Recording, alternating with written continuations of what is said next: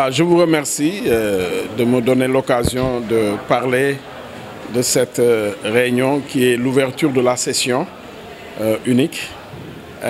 Aujourd'hui, nous avons procédé au renouvellement du bureau. Bon, il n'y a pas eu très grand changement. Et bon, c'est dans l'ordre des choses. Et donc, déjà, le fait que nous nous retrouvions après 8 mois d'absence, c'était quand même une très bonne chose. Nous avons échangé et Dieu merci, aucun membre de l'Assemblée n'est absent dans le sens d'essai, je veux dire. Et donc, nous avons apprécié cela. Nous avons prié pour ceux qui sont victimes de cette pandémie du coronavirus et des inondations qui nous ont quittés. Et donc, on a prié pour eux. Mais sinon, bon, le bureau, on a eu les vice-présidents qui ont été élus. C'est un consensus, hein, d'accord? Et nous avons aussi élu les secrétaires élus et les questeurs. Et donc, comme je l'ai dit plus haut, il n'y a pas eu un très grand changement. Et puis, bon, nous travaillons dans la sérénité. Oui, bon, je ne suis pas au courant de la proposition puisque le président ne l'a pas lu au niveau donc de l'hémicycle. Ce que je peux dire par contre sur les propos de notre collègue de Ranérou, Sow, ben, on n'a pas apprécié parce que le Sénégal n'est pas un pays de violence. Nous ne pouvons pas appeler les gens à s'armer de machettes, etc. Ce n'est pas une bonne chose. Il faut le regretter. Et je pense que lui fait partie du parti du président, de l'APR. Et je pense que l'APR a fait un communiqué. Et je pense qu'ils vont réunir les instances aussi pour prendre leurs décisions internes. Ça, c'est une affaire interne à l'APR. Mais en tant que député, en tant qu'homme politique, moi, ma position, c'est que je n'ai pas apprécié cet appel à la violence parce que ce n'est pas une bonne chose. Nous sommes des frères au Sénégal.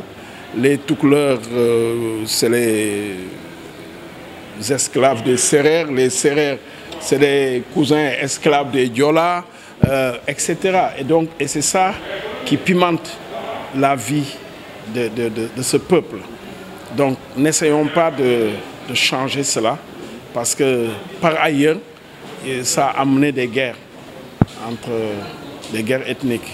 Alors donc, pimentons notre vie, vivons sereinement et je crois que nous allons y gagner plus que nous pouvons y perdre.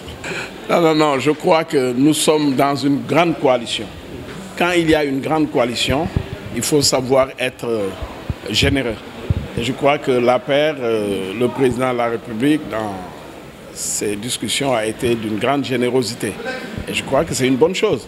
Parce que les alliés aussi ne peuvent pas tout prendre et laisser l'APR, qui est quand même le parti du président. Alors donc, c'est appréciable. Ça montre tout simplement que nous sommes tous ensemble, unis, et que nous devons travailler pour relever les défis que nous avons pour le Sénégal. Vous voyez, sur l'année 2020, nous n'avons pratiquement pas travaillé. 8 mois de blocage de l'économie, au Sénégal comme dans le monde.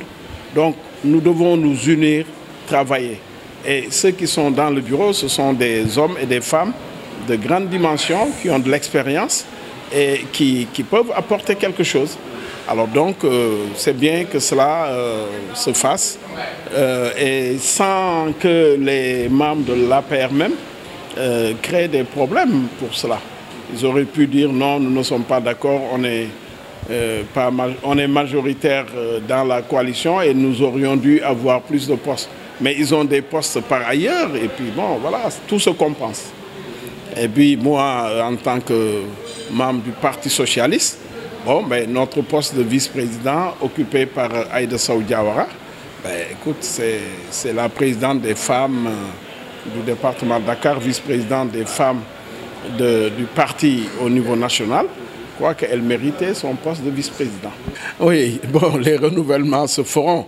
Vous avez vu, quand nous avons commencé, après le décès de Tanor, nous avons fait une pause quand même. On ne peut pas, juste après le décès d'une personnalité comme Tanor, automatiquement nous battre dans les renouvellements. Mais vous savez que le renouvellement, c'est un processus. Et nous avons commencé le processus parce qu'il y a eu les ventes de cartes.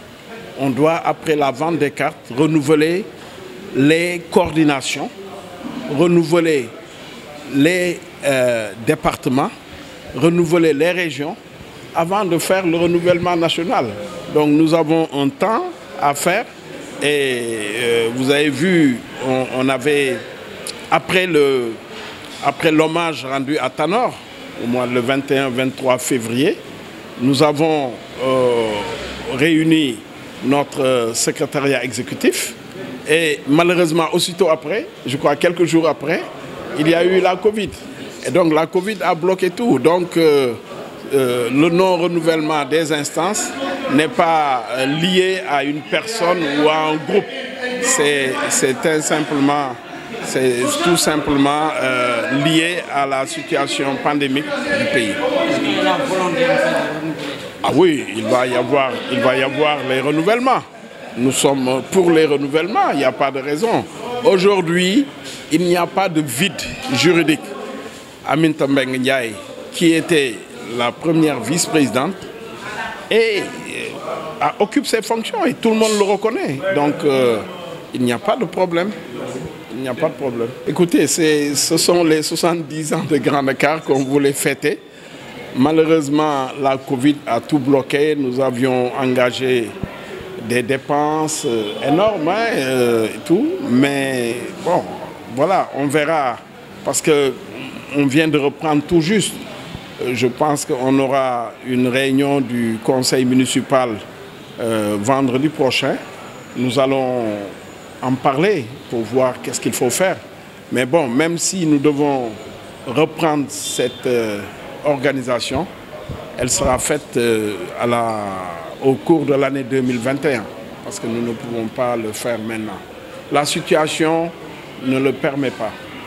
Donc voilà, mais ça aurait été une grande et belle fête pour les populations de Grand Dakar, surtout pour les enfants qui sont nés il n'y a pas longtemps, qui ne connaissent pas grand-chose du vécu de Grand Dakar. Nous aurions aimé leur montrer beaucoup de choses et on allait faire venir beaucoup d'anciens qui étaient là-bas, qui habitaient là-bas, qui sont nés là-bas, d'autres qui ont habité là-bas et qui sont devenus des personnalités dans ce pays, pour qu'ils fassent des témoignages pour que les gens comprennent que Grand Dakar, ce n'est pas une commune ouya-ouya, comme la commune de Sicap, dirigée par mon ami et ex-ami Santi Sen Agne. C'est quand est-ce que les élections? Je ne le sais pas. Je ne peux pas savoir quand est-ce qu'auront lieu les élections. Alors, Dieu est maître de tout. Le moment venu, on saura. Prions tout simplement d'être là, en bonne santé. Et puis comme on dit, nous faisons quelque chose de talco. Voilà. Bon, ceux qui sont candidats sont candidats. Moi, je ne peux rien dire pour le moment. Les populations, sans doute, me diront s'ils veulent que je sois candidat ou non. Voilà, c'est ça.